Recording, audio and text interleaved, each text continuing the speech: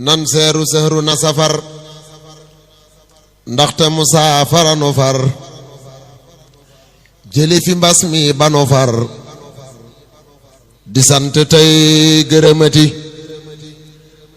nan seeru sëhru na safar ndaxte musaafara nu far jëli fi mbas mi banu far di sant tey gërëmati sëriñ bi rekk lanu am sëriñ bi màggal gi la am màggale Tuubaa la nu gëm di sant tey gërëmati sëriñ bi rekk lanu am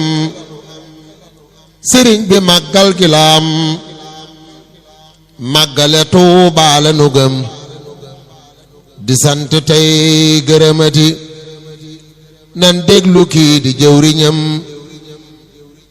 te jéema leer lu ay waxam te jéema roy ci pas-pasam di sant tey gërëmati nan déglu kii di jëwriñam